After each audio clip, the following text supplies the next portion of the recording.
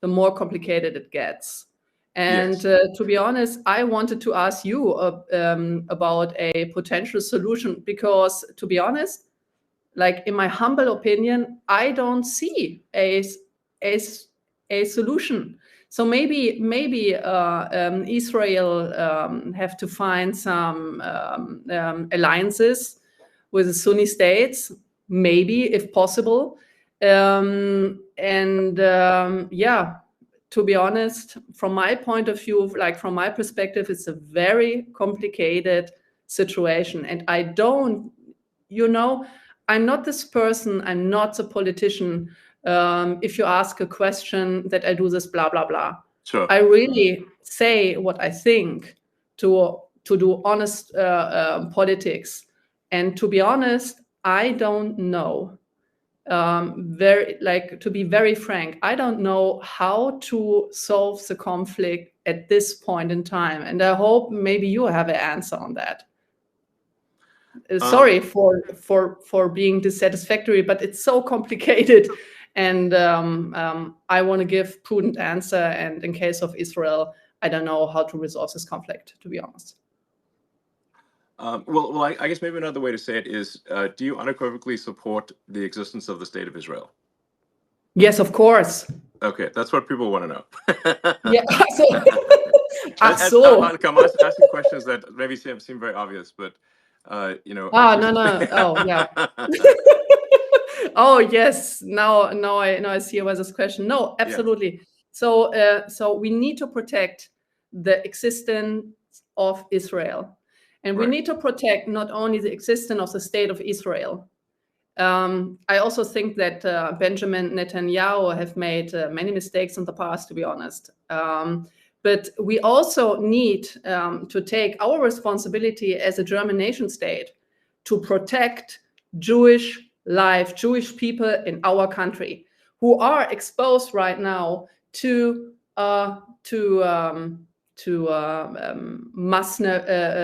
Muslim crime, right?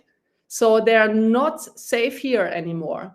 So I don't know if you saw some videos here of the streets of Berlin. I'm right now in my office in Berlin, but like with all these demonstrations of the Palestinians here, well, a Jew could not walk through the street anymore, right? And we have a huge potential of anti-Semitic crime against the Jewish people.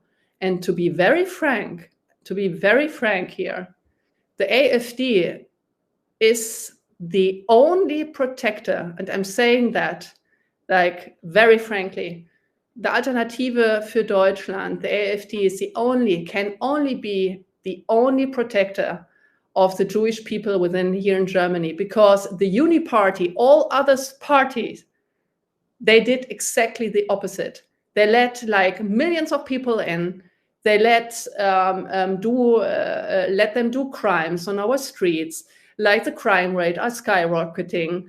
And so the Jewish people, they leave our country. When I talk to my Jewish friends who live in Germany and in Switzerland and in France and in Austria, they were very afraid after the Hamas attack on the 7th of October, because they were afraid that they would likely to be attacked by Palestinians, by Hamas supporters, or by the Antifa, or by the leftist terrorists. I don't know. But they were very afraid, very sensitive on going on the streets.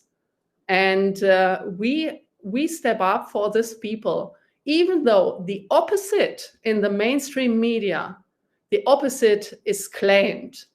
Yes, but no, absolutely. This is not true. It's just a lie about our party. Yes, I think that's what I wanted to just make it clear, that the AfD is being massively misrepresented, especially in the Western media. Yeah, obviously I very much support the state of Israel, but I also believe that we want to be mindful and have empathy for civilians who are dying as well.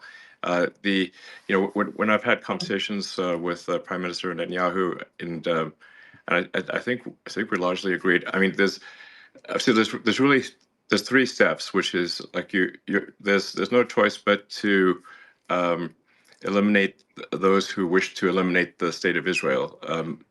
Hamas essentially, but then and then the second step is to fix the education so that the Palestinians are not trained from when they are children to hate and want the death of Israel. So you've got to fix the education system, and then the third thing, which is also very important, is to make the Palestinian areas prosperous.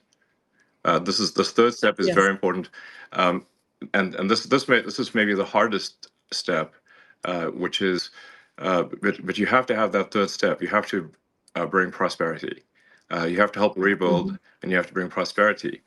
And I've had this conversation with many people in Israel. I said that third step is essential. And they've asked me, well, when has this worked? And I'm like, well, I'll give you a very big example. After World War I, the Treaty of Versailles was extremely unfair to Germany, and it created a massive amount of resentment. And the Treaty of Versailles laid the foundation with its extreme reparations laid the foundation for World War II. Without the Treaty of Versailles, Hitler would not have succeeded. Yes, true. Yes, but if you look at then the lesson was learned. So then after World War II. When Germany and Japan were defeated, the U.S. actually helped rebuild Japan and Germany, providing financial support to rebuild Japan and Germany. And now Japan and Germany are allies. And this is a very important and fundamental lesson of history. Yes, you're absolutely right. When after the Hamas attack, I just opened Google Maps to have a look. Okay, what is the geographic situation there? And when you see the Gaza Strip, right? It's a Gaza Strip which is just locked in, with no resources and not even water supplies. So there can be cut off a water supply and other supplies, just like instantaneously. And this construction also, like just having a look, like from a geographic perspective, you don't need to be very smart that this is not going to work out. And to make this area wealthy with specific measure being taken, it's a very vital first step. Yeah, I think it's essential, and it requires overriding the natural human instinct for reciprocity, which is that to basically an eye for an eye. But the problem with that, an eye for an eye, is that if you keep doing that, an eye for an eye, as the saying goes, an eye for an eye makes everyone blind. That's why I think there's great wisdom to forgiveness. You need both strength and forgiveness, but this is the only way to stop the endless cycle of violence. It's a very nice sentence. Like the eye for an eye makes everyone blind. Yeah, exactly. So, so hopefully that can be the future. That's the best future I can think of. I think there's not some other future that works. So how about, may I ask you another question, because we just jumped topics. What is your point of view? We stopped that your administration will end the war in Ukraine very swiftly. But what is your perspective on the instruments and measures that could be taken? So would you like to talk about it? Can you talk about it? little bit? So what we could expect? Well, this, to be clear, I mean, this is up to President Trump. You know, he is the commander-in-chief, and so it's really you know up to him. So I don't want to speak for him. So, but I you know I do think that there is a path here to a resolution, and but it does require strong leadership in the United States in order to get this done. So yeah, but I'm confident that it can be done. Okay. And I do think it's possible to have peace in the Middle East as well. These are possible. So, and I think that would be a great future for the world. So yeah. No, great. So it's absolutely fair.